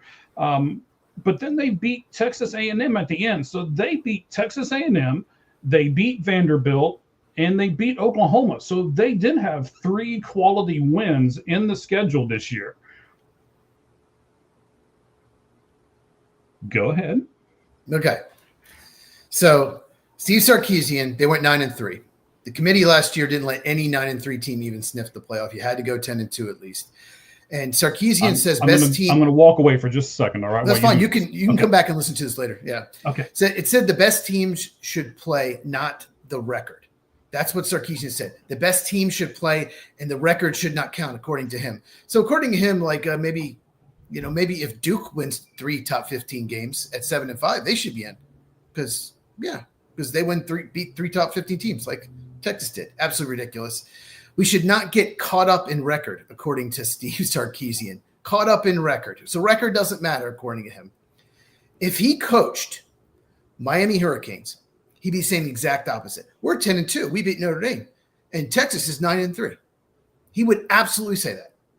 So he's a total hypocrite. And if he says otherwise, he's a liar. He called Miami out for running up the score. It's very true they did. It was 31-7 against Pitt. They threw a deep ball to make it 38-7. Absolutely they did. It's atrocious. Pitt should be livid. I hope the Pitt coach called out Miami. Absolutely ridiculous. But you're now playing the victim. We should be in because we beat A&M. We beat Vandy. We scheduled Ohio State. So it doesn't matter what record is. We should be in. He's playing the victim, and he's basically belittling another school, saying they shouldn't be in Miami because they ran up a score. I hate victimhood, and I hate when you trash another program. Steve Sarkisian did both. He also called out Notre Dame because they lost to Northern Illinois last year and made the championship game. Well, you know what? Notre Dame went 11-1 last year in the regular season. Yes, they lost to Northern Illinois, but they went 11-1. They didn't go 9-3. And if they had, they wouldn't have made it. And Notre Dame was the 7th seed at 11-1. There were 2 seeds higher than them, multiple 2 seeds higher than them. So the committee did punish them for losing to Northern Illinois, but they won every game. They were the 7th seed. I can't stand this. This is Texas arrogance. We're Texas. We should be in because we beat 3 top 15 teams. Who cares who we lost to? Who cares that we scheduled San Jose State?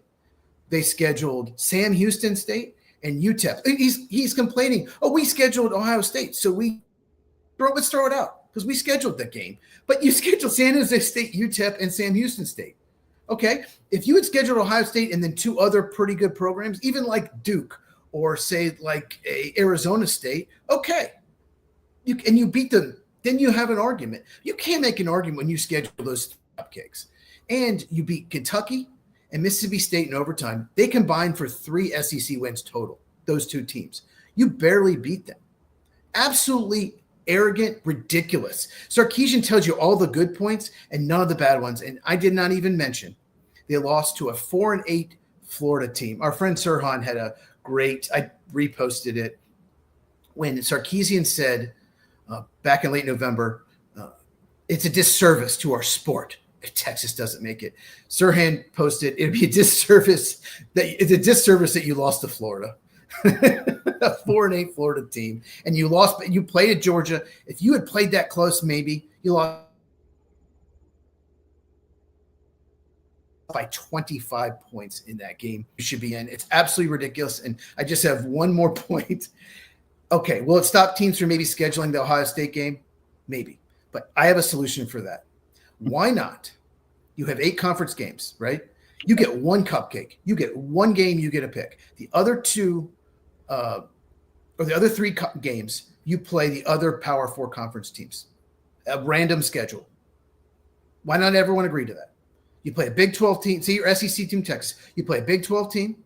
You play a Big 10 and play ACC team every year. Why not? And then you can pick one Sam Houston State, one Mercer, one Kennesaw. Well, not Kennesaw State. They're pretty good, but you know what I mean. You know, you can do one of those cupcakes.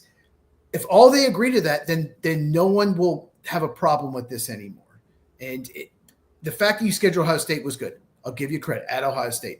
But then you scheduled 3 teams that you knew would win. So you're guaranteed 3-1 in those games. And all you had to do was only lose one more game, and you lost 2. So there, I'd let you go to the bathroom.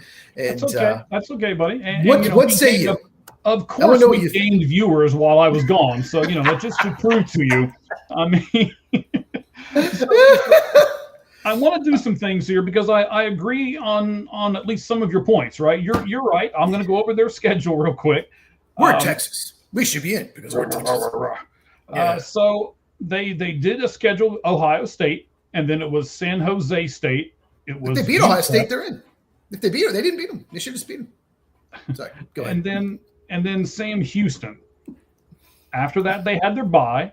And then that's the thing, too, for me. You had your bye. You had 3 easy teams, and then you went to Florida and just laid an egg. I mean, I know you scored 21 points, but you still lost, right? Then they turned it around. They beat Oklahoma, which after losing to Florida State, I remember going, what? They beat Oklahoma? What? They're losing to Florida.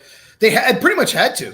Yeah, they pretty much had to. It was a must-win, and they played great in that game. They did. They beat them 23-6. Then they turn around and they go to Kentucky. Sometimes, Kentucky is a mid team, right? So is Mississippi State. That was their next one. They beat them. Vanderbilt, most years are probably in the same boat. They're that mid-level kind of team in their conference, right? Then they lost to Georgia. They beat Arkansas, and they beat Texas A&M. So I do have some questions for you here about your rant, right?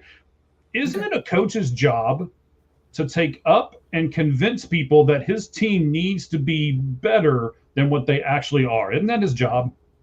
Great question. Yes, but here's how you handle it. We beat 3 top 15 teams. Yes, we lost to Florida, but we were playing great at the end of the year. We just knocked off Texas A&M. We think we're one of the best teams, and I think it speaks for itself. We should be in. That's it. That's it. Instead, he bitched. He said it's disservice. He played the victim like a whiny little baby. He acted like a baby, and then he ripped Miami. He ripped another team that might be ahead of him. He trashed another team, and then he trashed Notre Dame for getting in last year, who went 11-1. They had the worst loss of anyone in college football last year, no doubt about it. But they went 11-1, and they weren't a top 4 seed. They were 7th. So it's not like the college football committee said, "Oh, we'll just reward you with the 5th seed." They were 7th. So he just trashed other teams, and he played victim. That's what I have a problem with, not defending his team. Okay. And, that's one of the things that I thought you would say to me. That's one of the reasons why I asked that question.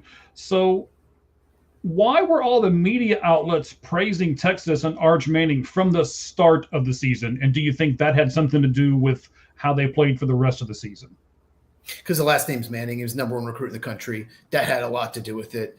Texas lost more than they think. They didn't lose as much as Ohio State, but they lost probably second most talent as far as NFL talent of anyone. Mm-hmm. They lost 4 offensive linemen. They lost a lot. So expecting them to be as good or better than last year was probably irresponsible by the media. Losing offensive linemen, it's tough. But I think everyone assumed that he'd be such an upgrade over Quinn Ewers. He wasn't. And looking back, I should have figured it out. I should have figured out he wasn't as good as we thought. Why play Quinn Ewers? Why was he the starter all year?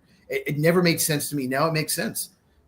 They knew that Arch Manning wasn't as good as the media had hyped him up to be. Right, but I think sometimes the media does that to the disservice of the team, right? They say, "Oh, Texas is number 1. Arch Manning is going to be great." And we really had no idea if either of those things were true. Yeah, we didn't. And yeah, Texas. And now we know.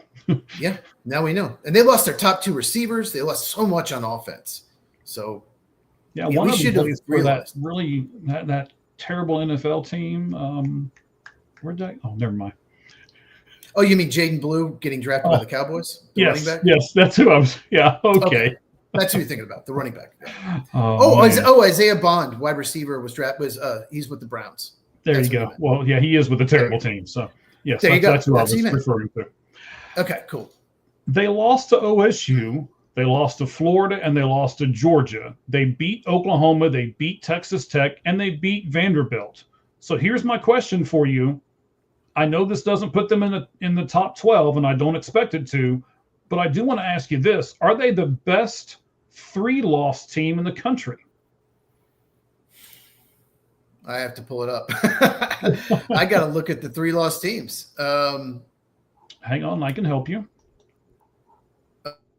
Okay, so we have USC, Arizona, Michigan, Houston, Georgia Tech. Yeah, I mean they are. I'd say USC's close, but Arizona State's another one, right? No, Yeah. they're a 4-loss team now. Arizona. They're a 4-loss ASU. team. Okay. Yeah. Yeah, I think they are. I think slightly better than USC, but I guess they are. But they have 3 losses, and they shouldn't be in. Right, and again, I preferenced it by saying this doesn't put them in the top 12. But I guess what I'm thinking here, Cheese, is, I'm kind of building off these questions, right?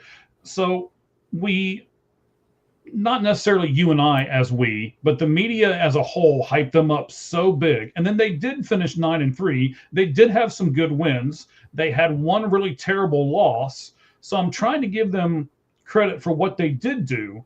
I think what both of us have a problem with at the end of the season, and what really kind of chafes us, is what Steve Sarkisian said and how he went about trying to. If he would have said what you said in the beginning, hey, these are the great teams that we beat, and we scheduled a really strong strength of schedule, which we'll talk about here in just a second.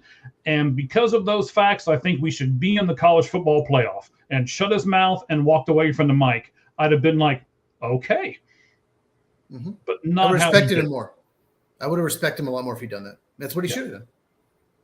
Okay. So they're the best 3-loss team. Their strength of schedule, and I want to bring this up because of exactly what it is. So if you look at the NCAA's website and you go to it and you look at their strength of schedule spot, here's who they said were the top 4 teams in strength of schedule. I don't really think I believe this, but here's what they say. Oregon, number 1, which I know. Indiana, number 2. I can buy that one. Alabama, number 3. I can buy that. And Texas was number 4. Should they be rewarded for their non-conference schedule more than any other team because of some of their non-conference schedules? And before you answer this, if you're going to say no, isn't that just going to make teams just do cupcake non-conference schedules, knowing that it's going to hurt them to get into the playoffs if they lose to those teams? So those are the top 4 overall schedules or non-conference schedules? Hang on. Did I put that in my? Those might be the. Because look, Oregon and Indiana are not top 2. But you know why? Because they didn't play Ohio State. Like Oregon and Indiana did not play Ohio State. So their schedules are not even close to the top 4. Texas played a really tough schedule. Alabama, not as tough as Texas, but yeah. Texas played a really tough schedule, except for Sam Houston State, San Jose State, and the other UTEP, which is, I get one of those. One of those I get, maybe 2. But to say that we schedule Ohio State and to ignore the fact they schedule those other 3 games is absolutely ridiculous. But no, Oregon and Indiana did play Ohio State in the regular season. So I got it from teamrankings.com. I'm going back to where I got it from here. NCAA college football strength of schedule rankings and ratings. Let's see here. The 2025 season. There's no doubt about it. Texas played a tough schedule, but Florida and South Carolina played tough. Florida and South Carolina are the teams that played the tough schedules. I see what I did. I did it for the 25-26 season, so I did it for next season, not this season. Oh.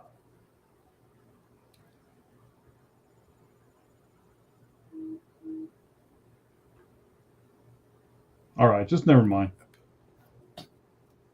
I can't be all that perfect. Wow. So I'm looking at this Having year. internet. Huh. So looking at this year. No, that's not right. I don't know. Shutting that computer. I don't know.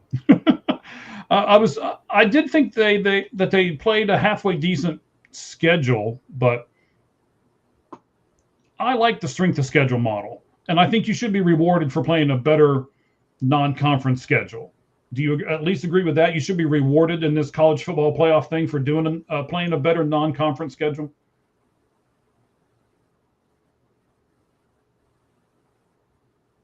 Are you still with me?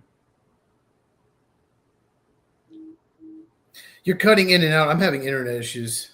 Okay. Yeah, I see your text to me now. That's me texting you, by the way. Your phone keeps going off. Yeah. Hopefully it's better. I don't know. I'm having just internet issues. I don't know why. Here, let me do a couple things. Let me get some. Hold on. So a lot of times when this happens, guys, it means I'm doing too many things at once.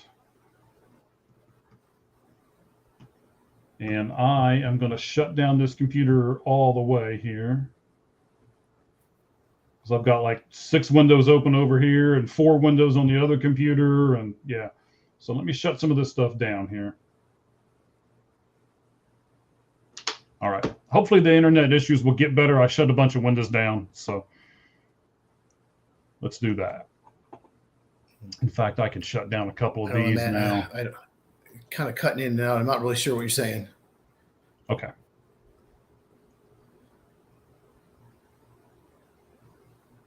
All right, so let me just do this real quick. I will tell everybody, and Cheese, if you can hear me. So I think it's actually better if Texas misses the college football playoff. That way they can get a head start on recruiting, which they need. As Cheese has already said, they lost a lot to the NFL draft last year. They need to replenish that. And they did an okay job this year. They've got the 7th best recruiting class coming in. So if they can get themselves in the top 5 by getting a head start and not going to the college football playoff and playing all those games, I think that will help them. I also think that they can concentrate on one good opponent, because when you go to the bowl game, that's all you've got to do. You can have specific practices to only go to that opponent, and you can worry about beating them and coming out on top of that game, winning that game, and getting yourself a little bit better record. They can get 10 wins if they win and do it that way. And Manning can continue to grow. And then I wonder this, if we don't hype them up so much because they missed the college football playoff, and we being the media in general, right? If we don't hype them up so much and they missed the college football playoff because of it this year, next year, I wonder if they can sneak up on a few people possibly, and then maybe get a few more wins because they do that. So Cheese has gone completely away now, which is, it's not fine, but I understand what he's doing here. Let me see. I think he's trying to reconnect is what he's doing right now, which I certainly appreciate. While he is doing all of that, I will tell you that we, of course, are looking at a bunch of different things right at the moment. We're getting a new sponsor. 5 Score is a sponsor that we're getting right now. It's a company that does podcasting equipment and does microphones and mixers and all that kind of stuff. We're going to have a special website to where you can go to. We'll get you some discounts on some things. So not only have we got Battle Bites, which we'll talk about here in just a little bit, but we now do as well. We have a second sponsor, 5 Score, out of Bellefontaine, Ohio. And we certainly appreciate them. And we'll have more information for that for all of you in the coming weeks. So thank you to both of our big sponsors right now, which are Battle Bites and which are 5 Score. Both of those companies, there is not a whole lot working over here. I don't know what's going on with, it's either my internet, Cheese's internet, something's going on here. So we'll keep going with this and do it as well as we can. I can't get to anything else here. It won't let me do a darn thing. So I am kind of messing with this for a second. Cheese is telling me what's going on over on his end, so I'm reading the stuff from him. All right, buddy. I got you. I hear you. So let's go with this. We'll give Cheese a chance to come back and be with us. We appreciate the 130 or so of you who are with us live right now on the Lights Out Sports podcast. And we'll go with this. So you can go over and use code AllGlovesOff10 and get 10% off not only your first order, but every order that you order from Battle Bites. Go to www.fuelyourbattle.com and you can get a ton of stuff from Battle Bites. Again, it's a great jerky company. They are getting everything put together right now, getting all the orders put out as we speak. They are made from premium brisket, no junk, no fillers, nothing like that. And you can certainly take advantage of that. And they are a great sponsor for us, and we certainly appreciate them. So and once again, you go over to www.fuelyourbattle.com and you can get 10% off of your order by using promo code AllGlovesOff10. Premium brisket beef jerky engineered for gamers and athletes who refuse to compromise on performance and taste. All right, so he's saying he's got no internet right at the moment, or there's something going on one of our two spots here. So that is fine. We'll certainly figure all this out. It's not like we've not been through this before. So we got the college football thing in the background. We were at the end of our college football deal. So let's go ahead and jump into MLB, as we'll just keep right on going here. And we'll do it with our baseball intro right about now.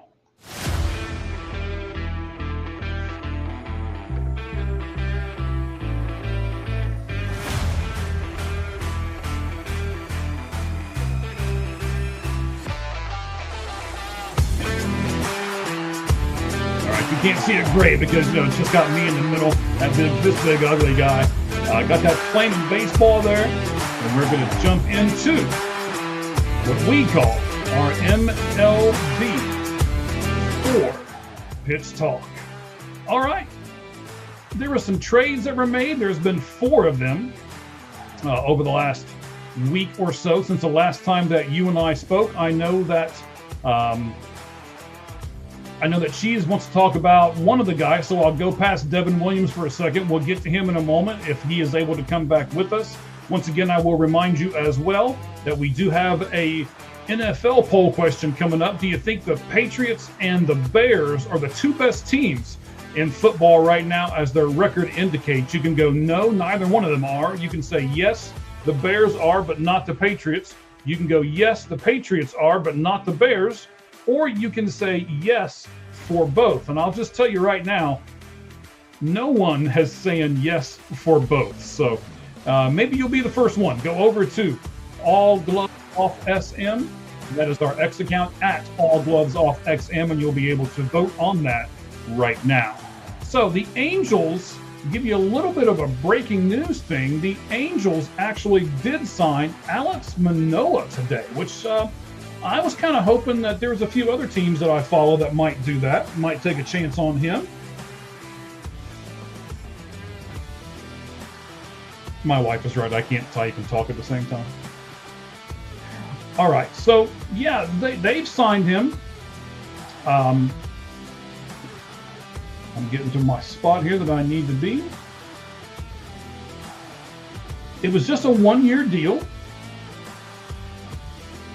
It was, I'm getting to it here. And it was a major league deal. It's $1.95 million for the next year. The Halos, they being the Angels, they do have vacancies on their 40-man roster, so they were just simply able to add him. Oh, wait, there's Cheese. Here he is. Hey, buddy, are you back with us? Kind of, sort of. He's trying to be back. I swear. I'm not freezing him up on purpose, ladies and gentlemen. He's trying to connect here. I don't know what's going on. I'm having internet issues. I cannot hear you. All right. So I'm just going to keep right on going. When you can hear me, just stop me. How about that? So again, Alex Manoah was signed today by the Anaheim Angels. 1 year, $1.95 million deal. They didn't have to move anybody. They didn't have to transfer anybody. He was just simply taken off of the roster, or excuse me, he was just simply added to their 40-man roster. Not a big deal there. The Blue Jays made a pretty decent signing today. I was talking to some of this with some of my buddies. Cody Ponce, he got a 3-year deal from the Blue Jays today. As you see, Cheese has gone back off trying to reconnect here. We'll keep everything going and just keep right on going with the baseball talk here. Hopefully, he will be back before we get to our NFL stuff, even though I do have all the notes.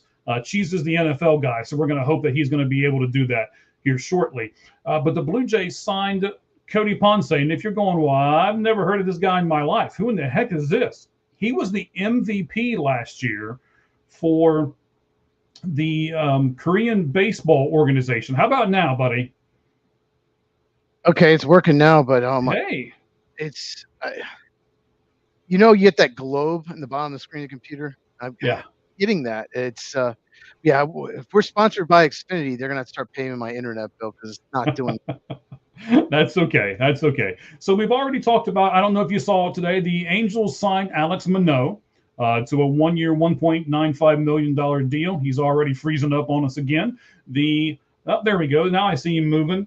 The Blue Jays have signed Cody Ponce, which is he was the MVP of the KBO this year. Heck of a deal. He signed a 3-year, $30 million contract. He took the ball 29 times, turned in a 1.89 ERA, according to MLBRumors.com. Had a fantastic year for them, 36.2% strikeout rate and a 6% walk rate. He gave 252 strikeouts overall and was the only pitcher in the Korean Baseball League to have a sub-2 ERA. So a fantastic, I think, signing by the Toronto Blue Jays. They already got Dylan Cease, and now all of a sudden they have the best pitcher from the KBO that's come over with them as well. So great signing by them. How about this, Cheese? Are you still with me, buddy? Can you hear me?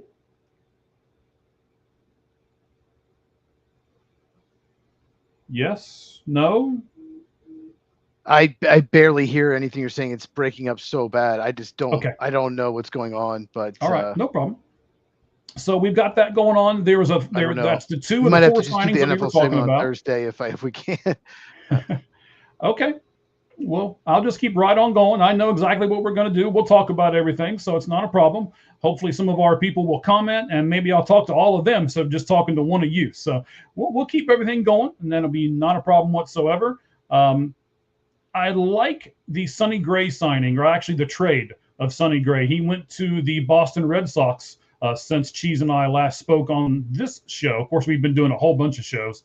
And maybe that's why his internet's down. We've been doing so darn much. Maybe it's just bogging his internet down when we're doing all these shows. So we got that part taken care of. I love the fact that he got traded over there for just a couple of minor league people and some money, about $20 million worth of money, because he's owed a lot. Okay. Are you there? Yeah, I don't. You keep cutting in and out. So, yeah. Is it because you can't hear me? Can you hear me now? I can hear you at times, and then you disappear for like 10 seconds, 10, 50 seconds, and I hear your little snippets. I don't know. My internet is just so messed up right now. Okay, bud. It does this, unfortunately.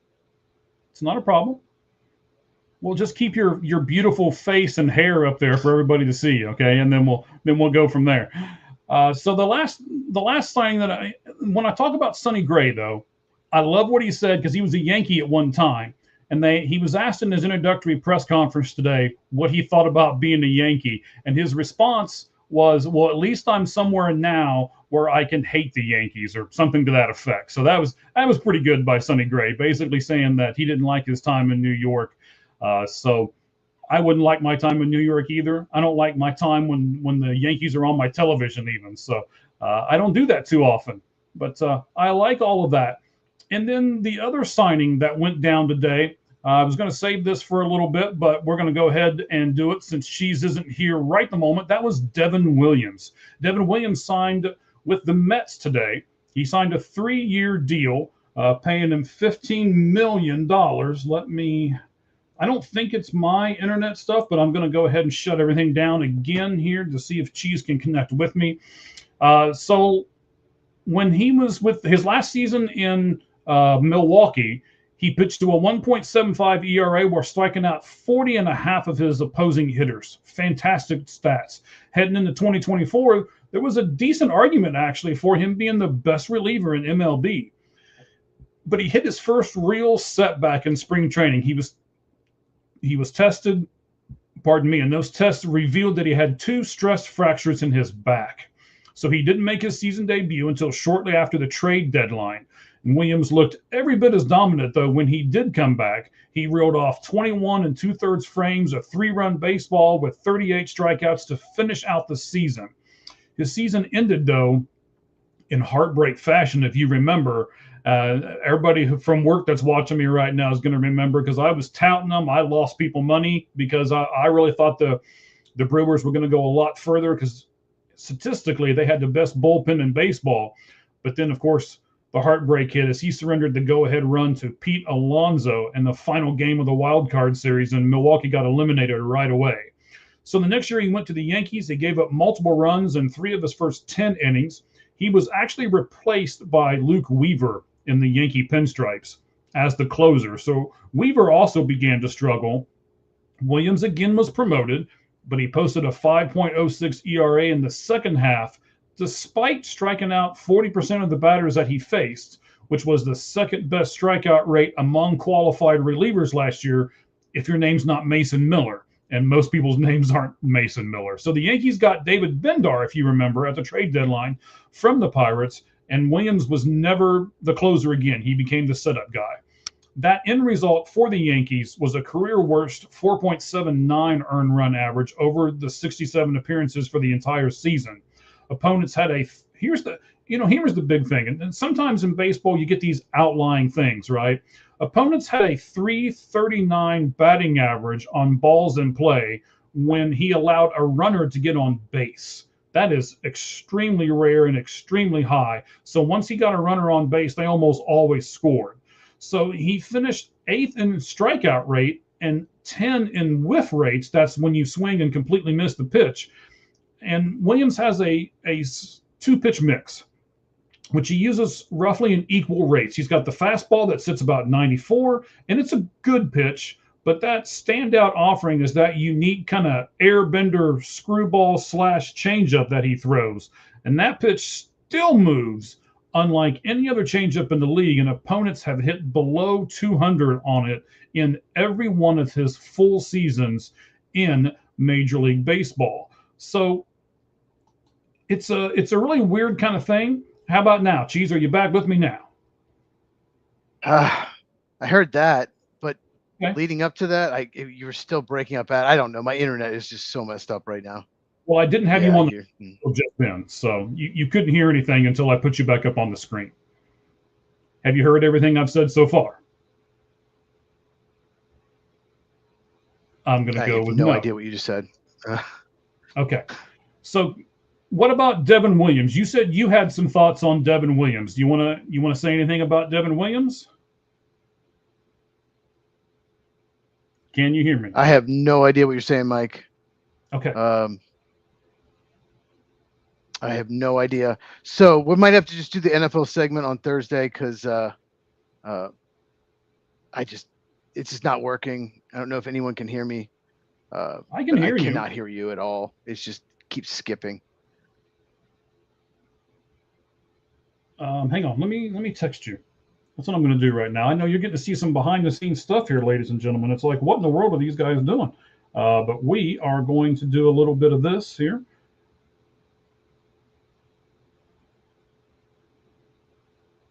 Oh, he can't see me now.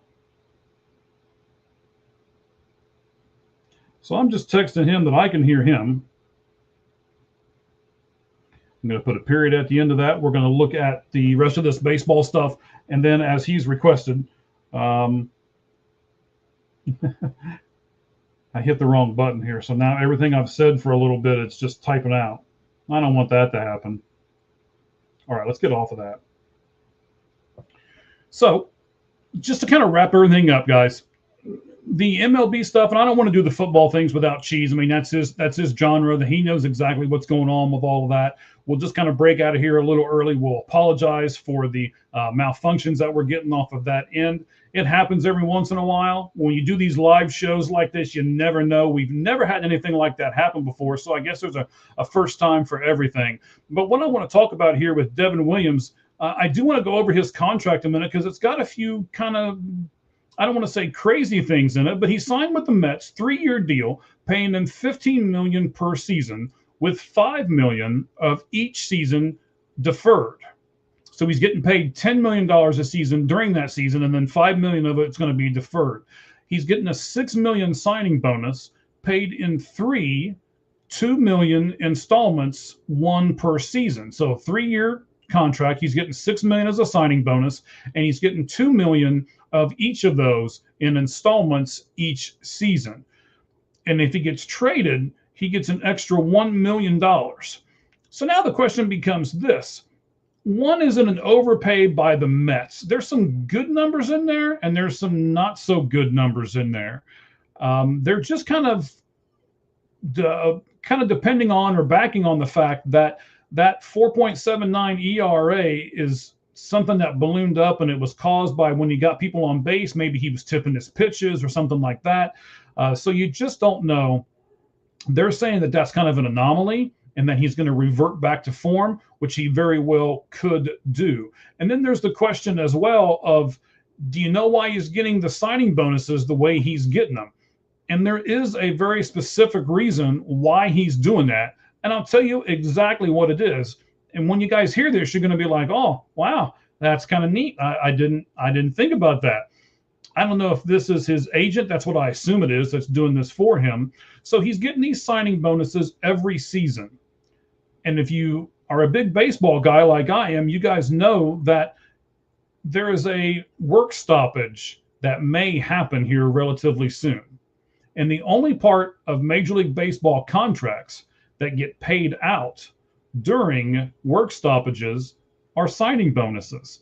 So he's setting everything up for himself that even if we have a stoppage in play of Major League Baseball, that he will make sure that he gets paid $2 million a season, even if nothing's going on. So that's pretty smart by Devin Williams, actually. So, we went over those 4 signings there. Devin Williams, the Boston Red Sox that traded for Sonny Gray, the Angels signed Alex Manoah, and of course the Orioles as well. They signed Ryan Hensley. Ryan Hensley, one of these guys who has been a reliever the majority of his career, and the Orioles have come out and said that they signed him to be a starter. We'll see how that all works out. There have been some other relievers turned starters like Michael King. He's out there right now. He was a reliever when he was with the New York Yankees, and now all of a sudden he is a starter, and he was a starter with San Diego last year, is more than likely going to be a starter moving forward. So it's not like it's never been done before. It's something that is a little unconventional, and you need to know exactly what you're doing. But I think if you do, you'll be able to take care of that and get everything put together. So here's what I want to be able to do here real fast. I'm going to go over what we're going to talk about football-wise on Thursday's show, because, again, we're going to be doing a great watch-along. We're going to be doing it with the Dallas Cowboys being at the Detroit Lions. Now, as you probably have already figured out, if you're just now tuning in, Cheese isn't with me right at the moment. He's having some internet problems on his end. So we're just kind of making this up as we go along right at the moment. So hang on. He's messaging me a couple of things here. Let me check on him. All right. So he's trying to get everything repaired. So I'll give him a few minutes here before we actually sign off on all of this, hoping that he can come back and do this NFL segment with us. But let me give you a little bit of a preview. We're going to look at, can the Bengals actually win their division with the Steelers, with the Ravens? We'll look at some numbers. We'll look at how it all fits in together. We'll look at the schedule for the Ravens, the schedule for the Steelers, and the schedule for the Bengals while we're talking tomorrow. Right now, what's their percentages? And then we'll talk about Trey Hendrickson and T. Higgins as to when they'll be coming back. I'm sure you guys saw today, veteran cornerback Darius Slay was released by the Steelers. Seems like They had a falling out there. So we're wondering where Darius Slay is going to go. If you guys didn't see, we got Adam Thielen. He was with the Vikings, and then he was released, and the Steelers picked him up today. And then we're also going to talk about Monday Night Football matchups. The one that happened this past Monday night was terrible. I think most of us turned it off when it got to be 17-0 in the blink of an eye. And we don't want to see those kind of matchups. So what would Cheese and I do as far as doing something to make it to where we don't have terrible Monday night matchups? We'll talk about that tomorrow, actually on Thursday as well. So, and then we've got to do the poll question here, right? We'll make sure that we get all that stuff put together. Are the Patriots and the Bears currently the top two teams in the NFL? You can go to our X account at All Gloves Off SM as our X. You can go to that and you can vote. You're allowed to do neither one of them, both of them, or you can pick yes, the Patriots, no, the Bears, or yes, the Bears and no, the Patriots. So a lot of good things for you guys to be able to do right at the moment. We are really sorry that we had this internet issue with Cheese. And like I said, I don't want to do the football segment without him. He is our football guru. Go and follow him. So he's just saying he's just going to stop. So we're good. All right. Follow my buddy Cheese at Football Cheese on X. And you can go to his YouTube channel, Football with Cheese, over there. And you can see all kinds of videos. He just did a video that we plugged up on us as well. And now I'll tell you this, guys. I know that we don't want to go early. We don't want to do this without doing the NFL segment like we usually do, but we're going to. All right, we're going to go ahead and get out of here in just a second. But what I want to tell you is there's another great podcast going on out there. I'll plug him for a minute. They don't even know I'm going to do this. They're probably not watching us because they're getting prepared for their own podcast. But go over to Sons of Star podcast. If you like those Dallas Cowboys, you can get a good preview as to what is going to happen on Thursday night when we, myself and Cheese, do our watch along. And I want to thank you guys. We just jumped over 150 people with us live right now. Thank you guys very much. We certainly appreciate it. Hopefully we won't ever have these internet issues again, and we'll be able to do everything as clean and clear, as crisp as possible. But since we're unable to do that right at the moment, like I said, I don't want to do the NFL segment without Cheese. That's his baby. So we will wait until Thursday night to do it. Thursday night as we do the watch along, Dallas at Detroit. So until then, let's play a little bit of our outro music.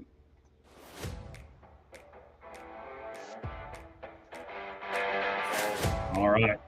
I like this thing. We do have a comment up here. Let me get to the comment real quick. All right. As Ramen says, that's too bad. Yes. Fix his internet and get him on there, and then we'll catch everybody on Thursday. It'll be 6 p.m.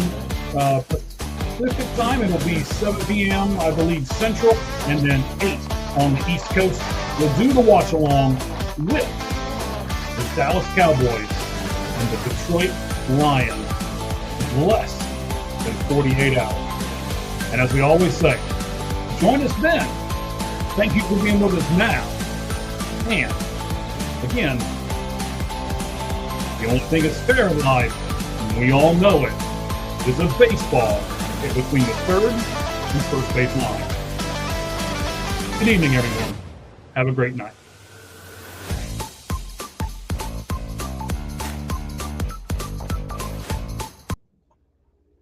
And here is what you can expect from All Gloves Off Sports Media.